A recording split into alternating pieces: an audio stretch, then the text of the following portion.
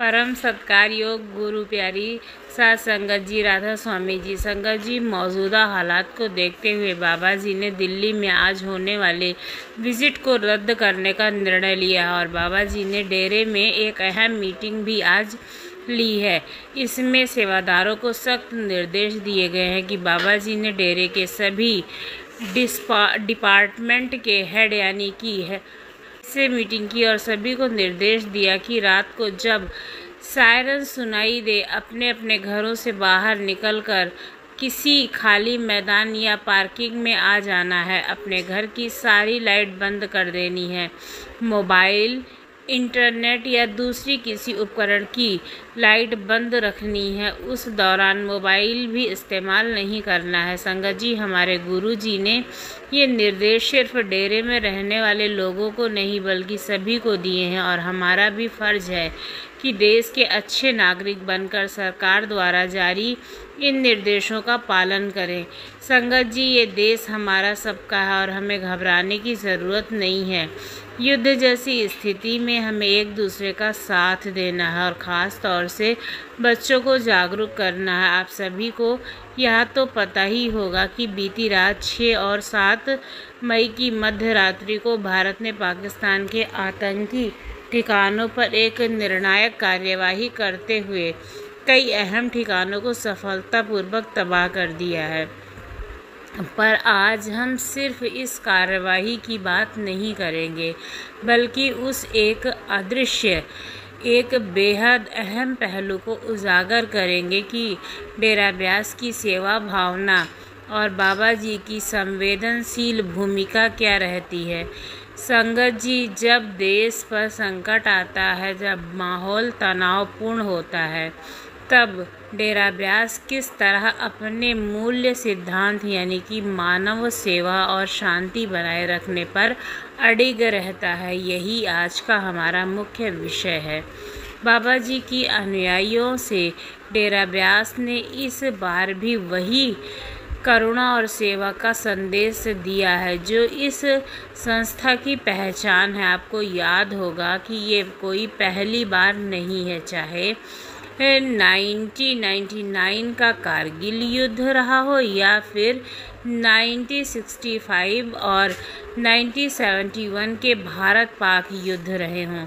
डेरा ब्यास हमेशा निस्वार्थ सेवा के लिए खड़ा रहा है और अगर हम थोड़ा पीछे जाएं, 1947 के विभाजन की त्रासदी को याद करें, जब लाखों लोग घर बार छोड़कर जान बचाकर भाग रहे थे, तो उस समय भी डेरा ब्यास ने अपने द्वार पूरे दिल से खोल दिए थे। उस दौर डेरा उतना बड़ा नहीं था, संसाधन सीमित थे, लेकिन सेवा की भावना असीम थी। शरण लेने आए हजारों लोगों के लिए कैंप लगाए गए थे। दिन रात लंगर चलता रहा और सबके रहने सोने की व्यवस्था बनाई गई। व्यास स्टेशन पर जब ट्रेनों से लाशें उतरती थी तो डेरा ब्यास के सेवक उन्हें सम्मानपूर्वक अंतिम संस्कार देने, घायलों की देखभाल करने और भूखों को भोजन देने में रात दिन लगे रहते थे। विभाजन के समय हुई त्रासदी में ये सेवा केवल संस्था के स्तर पर नहीं बल्कि हमारे बड़े महाराज जी के स्वयं अपनी देख रेख में करवाई थी। उन्होंने कभी यह नहीं सोचा था कि यह काम किसी और का है। इसके लिए हर दुखी मानव में प्रभु का ही रूप दिखाई देता था। आज वही परंपरा बाबा जी ने आगे बढ़ाई है। जब चारों ओर युद्ध के बादल मंडरा रहे हैं, जब सीमा पर हलचल है, तो बाबा जी का संदेश साफ है कि हमें सरकार के निर्देशों का पालन करना चाहिए। आज रात होने वाली मॉक ड्रिल में घर की सभी लाइट बंद रखनी है और खुद को किसी पार्किंग जैसे एरिया में ले जाना है। संगत जी, युद्ध किसी समस्या का स्थायी समाधान नहीं है, चाहे पीड़ा भारत की जनता को हो या फिर पाकिस्तान की आबादी को हो। तकलीफ सबकी एक सी ही होती है और यही कारण है कि दिल्ली में आज होने वाला बाबा जी का दर्शन प्रोग्राम रद्द कर दिया गया है। बाबा जी हर हाल में संगत की भलाई, सुरक्षा और मानसिक शांति को प्राथमिकता देते हैं।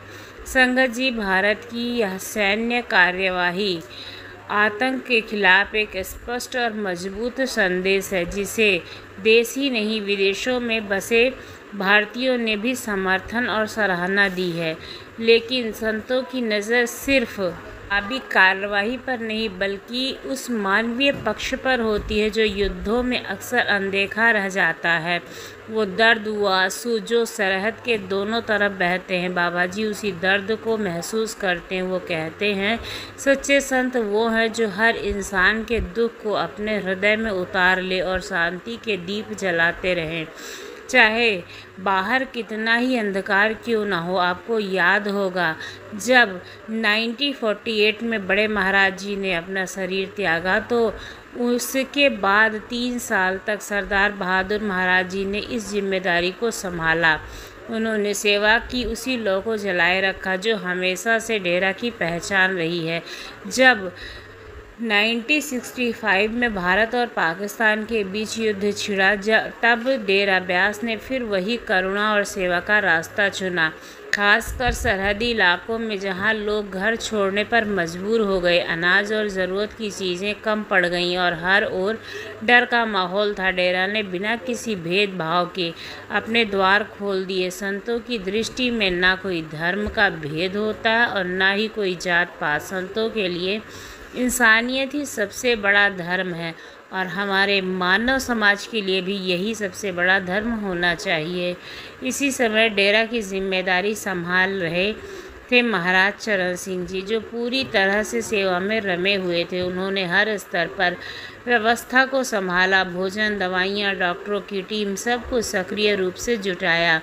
डेरा के सेवादार दिन रात गांव-गांव जाकर ज़रूरतमंदों की मदद करते रहे। बाबा जी अक्सर कहते हैं डेरा संगत से है, अगर संगत नहीं तो डेरा भी नहीं। और यह कोई कहने की बात नहीं है बल्कि जीने का तरीका है। बाबा जी यह भी समझाते हैं कि जहां हम मालिक के नाम में बैठते हैं वहीं डेरा बस जाता है।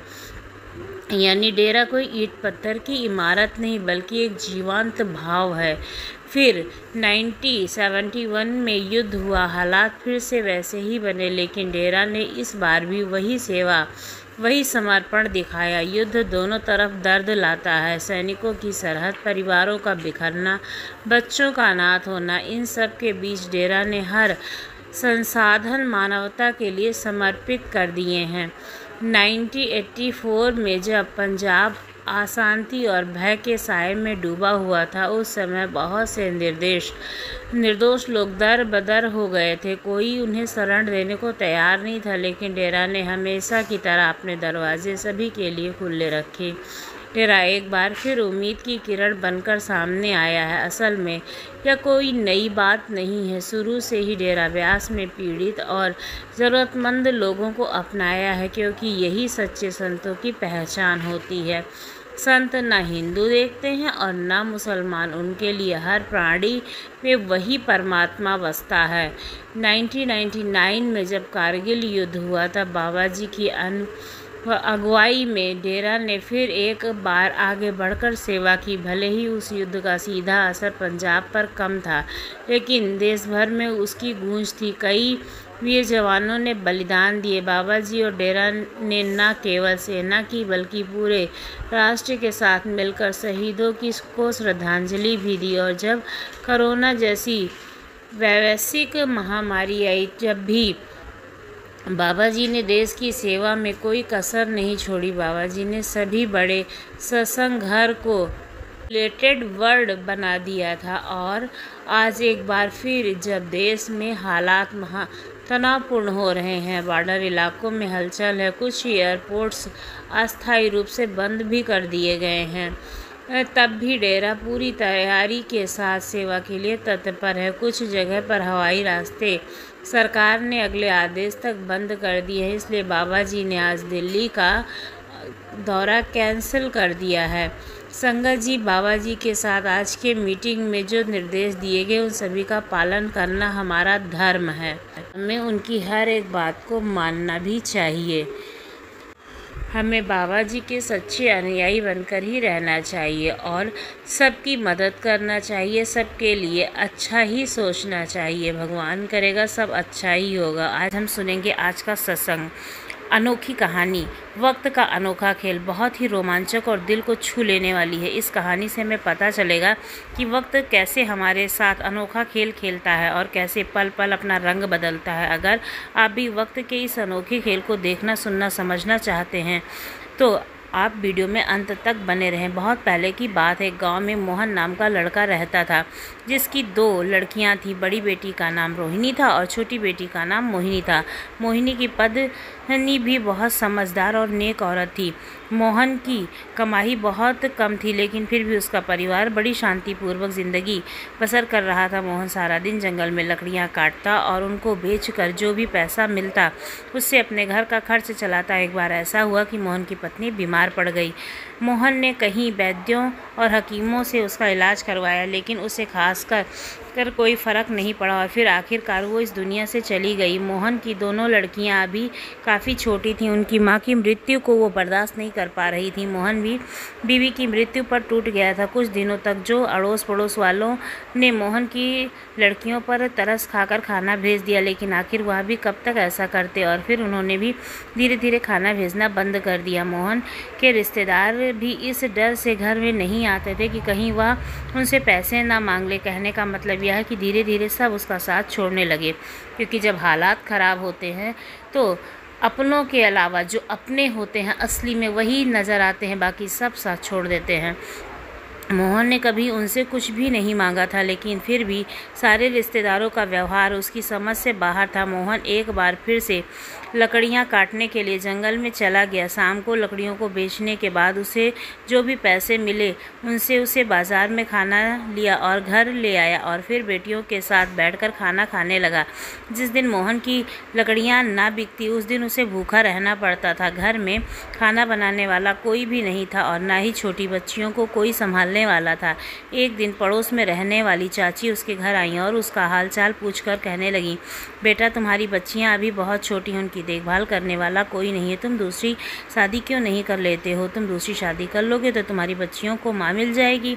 उसके बाद चाची ने कहा, बेटा मेरी एक भतीजी है, तुम उससे शादी कर लो, मैं उससे तुम्हारे बारे में बात करूँगी। फिर कुछ दिनों के अंदर ही चाची ने उसकी शादी के बारे में बात करके अपनी भतीजी से उसकी शादी करवा दी। उसकी भतीजी का नाम सुंदरी था जो कि तलाकशुदा थी। सुंदरी बहुत ही खूबसूरत थी लेकिन वो बहुत ही मक्कार और झूठी औरत थी। उसकी पहले से ही एक बेटी थी। सुंदरी मोहन के सामने तो अपनी बेटी से बहुत प्यार करती और उसकी बेटी से भी बेहद प्यार करती थी लेकिन अंदर ही अंदर उससे नफ़रत करती थी। लड़कियां बड़े प्यार से सौतेली माँ के पास जाती मगर सुंदरी उसको धुतकार देती थी। कुछ ही दिनों में सुंदरी अपना असली रंग दिखाने लगी। वह छोटी बच्चियों से सारे घर का काम करवाती और उसके साथ यह भी जुल्म करती कि उन बच्चियों को खाने के लिए भी कुछ नहीं देती, जिस कारण दोनों बच्चियाँ बहुत कमज़ोर होने लगी थी। माँ की मृत्यु के बाद दोनों बच्चियाँ सब्र किए हुए थी। सुंदरी अपनी सगी बेटी से तो बहुत प्यार करती थी और उसे खूब अच्छा खाना खिलाती। मोहन यह सब देखकर परेशान रहने लगा। वो हैरान था कि आखिरकार चक्कर क्या है, दोनों बच्चियाँ इतनी कमज़ोर क्यों होती जा रही हैं। एक दिन मोहन की बड़ी बेटी रोहिणी ने उससे कहा, पिताजी अगर आप इजाज़त दें तो हम दोनों बहनें कभी कभी शमशान घाट जहाँ पर माँ को जलाया गया था वहाँ जाकर अपने दिल का बोझ हल्का कर लिया करें। मोहन को इसमें बहुत कुछ गलत नहीं लगा, उसने जाने की इजाज़त दे दी। दोनों बेटियां रोज़ शमशान घाट जाकर माँ को याद करती और एक दूसरे के गले लगकर रोती, फिर एक दूसरे के आंसू पोंछती। रोहिणी हमेशा अपनी छोटी बहन मोहिनी को समझाती कि मोहिनी तुम परेशान मत हुआ करो, परमात्मा हमारे साथ है। उस समय वक्त का खेल यह भी गुजर जाएगा। उस शमशान घाट में एक बोरी का पेड़ था जिस पर बहुत मीठे मीठे बेर लगे हुए थे। रोहिणी और मोहिनी को घर से तो खाना मिलता नहीं था, इसलिए अब दोनों बहनें पेड़ पर लगे हुए बेर खाने लगी और फिर बेर खाने के बाद भगवान का शुक्र अदा करती। तो वो दोनों रोज़ शमशान घाट जाती और फिर बेरी के पेड़ के पास जाकर पहले तो खेलती और फिर पेट भर बेर खाती और उससे उन दोनों का पेट भर जाता। इस तरह धीरे धीरे उनकी सेहत बनने लगी। जब सौतेली माँ ने यह सब देखा तो वो सोचने लगी कि मैं तो इन दोनों को अच्छा खाना भी नहीं देती हूँ, प्यार भी नहीं करती हूँ, फिर इनकी सेहत इतनी अच्छी कैसे होती जा रही है। एक दिन उसने सगी लड़की से कहा, जब ये दोनों शमशान घाट जाएँ तो तुम चुपचाप इनके साथ इनके पीछे पीछे जाना और पता करना कि इन दोनों की सेहत का राज क्या है, आखिर ये लोग इतनी सेहतमंद कैसे हो रही हैं या वहाँ जाकर क्या खाती हैं। सुंदरी की की बेटी इतनी सौतेली माँ बहनों का पीछा करती हुई शमशान घाट जा पहुंची। वहां पहुंचकर उसने देखा कि दोनों लड़कियां बेरी के पेड़ से बेर तोड़कर खा रही थीं। वो क्या देखकर जल्दी से अपनी माँ के पास पहुंची और जाकर सारी बात बताई। अपनी बेटी के मुख से सारी बात सुनकर सुंदरी को सब कुछ समझ आ गया था। लड़कियां सेहतमंद कैसे हो रही हैं। सुंदरी ने यह बर्दाश्त नहीं हुआ। उसने अपने अगले दिन चुपके से एक लड़के को बुलाया और उसे कुछ पैसे दिए और शमशान घाट में जो बेर का पेड़ लगा हुआ था उसको कटा दिया। लकड़हारे ने उससे पैसे लिए और उसी शमशान घाट में जाकर बेरी के पेड़ को काट दिया। लेकिन यह करने के बाद भी वह उस जालिम औरत का गुस्सा अभी भी ठंडा नहीं हुआ। उसने अपने पति मोहन से कहा, मुझे तुम्हारी बेटियां बहुत परेशान करती हैं। खाना तो ढेर सारा खाती हैं लेकिन घर के काम में मेरी कोई मदद नहीं करती हैं। यह मेरी बेटी है जो सारा दिन काम में मेरी मदद करती रहती है। काम कर के देखो मेरी बेटी कितनी कमज़ोर हो गई है। मोहन जो पहले ही सुंदर बीवी की बातों में आ चुका था, अब वह भी अपनी बेटियों को बोझ समझने लगा था। उसने सोचा कि वो अपनी बेटियों को दूर जंगल में छोड़ आएगा, जिससे उसे इनसे छुटकारा मिल जाएगा। यह सोचकर मोहन ने एक दिन अपनी बेटियों को बुलाया और कहा, आज तुम दोनों मेरे साथ जंगल में चलो। वहाँ से मैंने लकड़ियाँ काट कर लानी हैं। इसी बहाने तुम भी जंगल की सैर कर लोगी। लड़कियाँ मोहन की चाल नहीं समझ सकी, क्योंकि हर बच्चा अपने बाप पे तो विश्वास कर ही सकता है, और वो उसके साथ विश्वास के साथ चलने को तैयार हो गईं। मोहन ने कुल्हाड़ी उठाई और अपने दोनों बेटियों को साथ लेकर जंगल की तरफ चल पड़ा। जंगल में पहुंचकर मोहन एक तालाब के किनारे बैठ गया। उसने अपनी दोनों बेटियों को बुलाया और कहा, तुम दोनों यहाँ आराम करो, तब तक मैं लकड़ियाँ काट कर लाता हूँ। वह दोनों लकड़ियाँ तालाब के किनारे बैठकर खेलने लगीं। उनका बाप लकड़ियाँ काटते हुए सोच रहा था कि कैसे इन लड़कियों से पीछा छुड़ाया जाए। फिर वह अपनी बेटियों के पास पहुंचा और उन्हें बोला, बेटा हम तीनों मिलकर आज एक खेल खेलते हैं। तुम दोनों जंगल में जाकर छुप जाओ, मैं दोनों को तलाश करूंगा। रोहिणी और मोहिनी ने अपने पिता की बात सुनकर कहा, हाँ पिताजी, आप सही कह रहे हैं, आप हमें ढूंढना। मोहन ने उसकी बात सुनकर कहा, बेटा मैं टीले के पीछे जा रहा हूँ, तब तक तुम दोनों जाकर छुप जाओ और छुपने के बाद तुम्हें आवाज़ दे देना, फिर मैं तुम्हें ढूंढने के लिए आ जाऊंगा। दोनों मासूम नन्ही बच्चियां जंगल में जाकर छुप गईं और छुपने के बाद अपने पिता को आवाज़ लगाकर कहा, बाबा हम छुप गए हैं, आप हमें ढूंढ लो। लेकिन मोहन अपनी बच्चियों को छोड़कर जा चुका था। मासूम बच्चियाँ अपने पिता को ढूंढने के लिए बुलाती रहीं और इसलिए काफ़ी देर तक जंगल में छिपी रहीं। जब बहुत देर तक उसके पिताजी उन्हें तलाश करने नहीं आए तो दोनों छोटी बहनें मोहिनी रोने लगी और रोहिणी ने उसे गले लगाया और फिर अपने पिताजी को देखने के लिए टीले के पीछे गई, मगर उसके पिताजी वहाँ नहीं थे। यह देख करके दोनों बहनें परेशान हो गईं और अपनी माँ को याद करने लगीं। वो समझ गई थी कि पिता उन्हें छोड़कर चला गया है, इसलिए वह अपनी सगी बहनों को जंगल में मरने के लिए छोड़ गया है। लेकिन उसने मोहिनी को कुछ नहीं बताया और दोनों जंगल में एक तरफ चल पड़ी। इतने भयानक जंगल को देखकर दोनों डर तो रही थी, लेकिन रोहिणी का परमात्मा पर पूरा भरोसा था, अभी तक कायम था। थोड़ा आगे जाने पर उन्हें एक झोपड़ी दिखाई दी। वह दोनों झोपड़ी के पास पहुँची और आवाज़ लगाई। तभी रोहिणी की नज़र झोपड़ी के अंदर पड़ी। रोहिणी ने देखा, अंदर झोपड़ी में चारपाई के ऊपर एक साधु लेटा हुआ था। साधु ने जब दोनों लड़कियों को अपनी झोपड़ी के अंदर आते देखा तो जल्दी से उठकर बैठ गया और कहने लगा, बेटी तुम कौन हो, इतने भयानक जंगल में क्या कर रही हो। रोहिणी ने साधु की बात सुनकर कहा, बाबा हम अपने पिताजी के साथ जंगल में लकड़ियाँ काटने के लिए आई थी, लेकिन हमारे पिताजी हमें अकेला छोड़कर चले गए हैं। रात होने के कारण हमें कुछ समझ नहीं आ रहा और हम रास्ता भटक गई हैं। चलते चलते आपके घर आ पहुंची हैं। साधु ने बड़े ही प्यार से उन दोनों को चारपाई पर बिठाया और खाने के लिए स्वादिष्ट भोजन दिया। खाने के बाद बड़े प्यार से रोहिणी ने साधु से कहा, बाबा आज की रात हमें यहाँ रुकने के लिए जगह दे दो, होते ही हम यहाँ से चले जाएंगे। साधु ने उनकी बात सुनकर कहा, बेटी यह जंगल बहुत ही खतरनाक और भयानक है।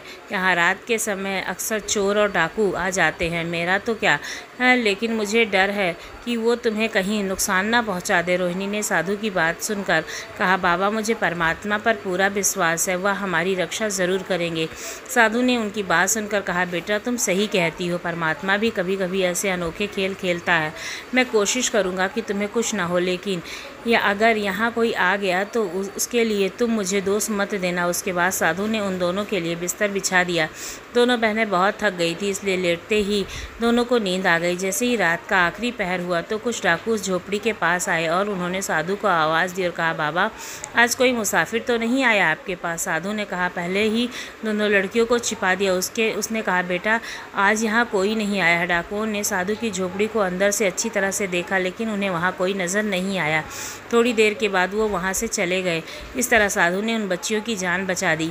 जब सुबह हुई तो साधु ने दोनों बच्चियों को अपने पास बिठाया और फिर प्यार से समझाया और कहा, बेटा तुम परमात्मा के प्रति अपना विश्वास ऐसे ही बनाए रखना। परमात्मा कभी कभी अपने बच्चों के साथ ऐसे अनोखे खेल खेलता है, लेकिन तुम हिम्मत के साथ आगे बढ़ना, परमात्मा सब ठीक करेगा। उसके बाद दोनों मासूम बच्चियां वहां से चल पड़ीं।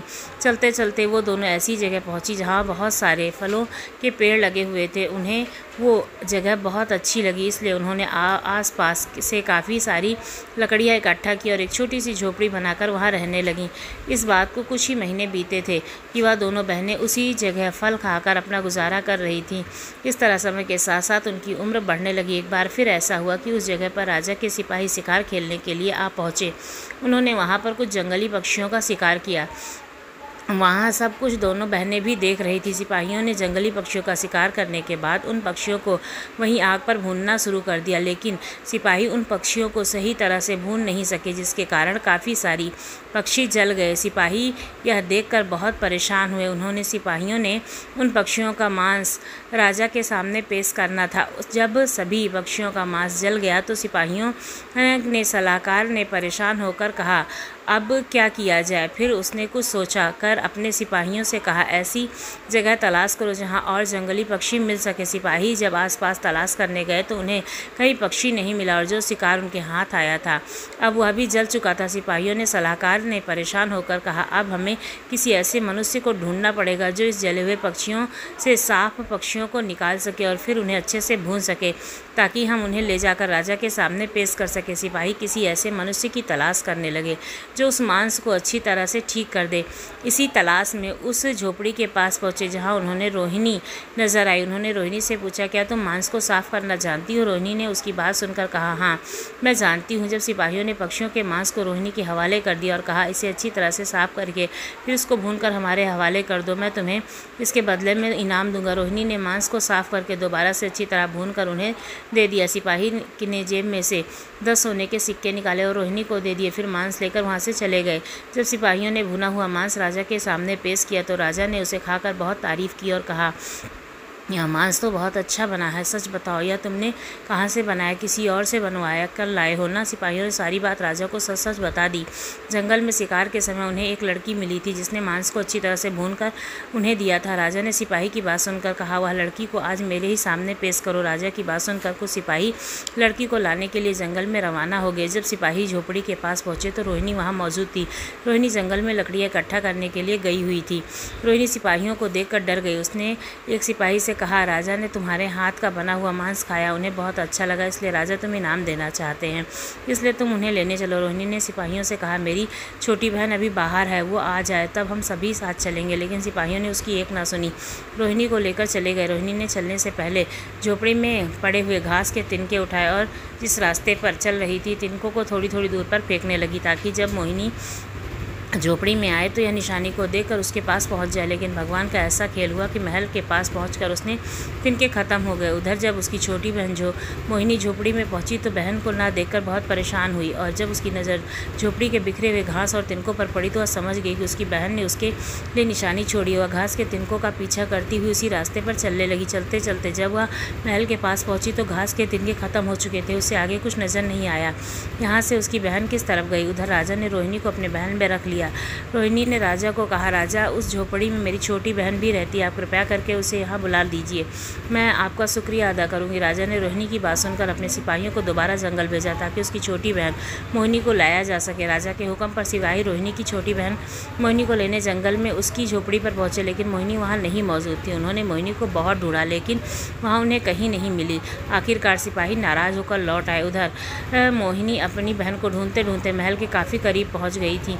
वहाँ वहाँ पहुंचकर उसने समझ में नहीं आ रहा था कि उसकी बहन कहाँ चली गई, इसलिए वह महल में थोड़ी दूर एक पेड़ के नीचे झोपड़ी बनाकर रहने लगी और वहीं रहकर अपनी बहन का इंतज़ार करने लगी। आते आते मुसाफिर उसे खाने के लिए कुछ दे देते, जिससे उसका गुजारा हो जाता। उधर राजा की पहले से ही 3 रानियाँ थीं, लेकिन इत्तेफाक में उन तीनों में से किसी की भी औलाद नहीं थी। रोहिणी बहुत खूबसूरत थी, इसलिए राजा ने उससे विवाह करने का फैसला लिया और अगले ही दिन रोहिणी से विवाह कर लिया। राजा की पहली वाली तीनों रानियां यह देखकर रोहिणी से ईर्ष्या करने लगी और आपस में बातें करने लगी कि यह कल की आई हुई लड़की, जिसके आगे पीछे कोई पता भी नहीं, आज हमारे ऊपर राज कर रही। उधर परमात्मा का करिश्मा देखो, रोहिणी का एक बेटा पैदा हुआ। यह देखकर तीनों रानियां और जलने लगी और उन्होंने दाई को अपने साथ मिलाकर रोहिणी के बेटे को गायब करवा दिया। राजा उस समय राज्य में नहीं था। जब राजा वापस आया तो दाई ने राजा के सामने यह गवाही दी कि रोहिणी ने खुद ही अपने बेटे को गायब किया है। यह बात सुनकर राजा को बहुत गुस्सा आया, उसने रोहिणी को कैद कर दिया। उधर रोहिणी के बेटे को लेकर दाई बाहर आई और बच्चे को एक टूटी फूटी झोपड़ी के बाहर छोड़ गई। इत्तेफाकन यह वही झोपड़ी थी जहां मोहिनी रहती थी। मोहिनी ने जब छोटे बच्चे को रोते हुए देखा तो उसे उठाकर ले आई और उसकी देखभाल करने लगी। कुछ वर्षों के बाद बच्चा थोड़ा बड़ा हो गया। एक बार महल में कोई उत्सव था जहाँ सभी को अपने हाथों से भोजन परोसा जा रहा था।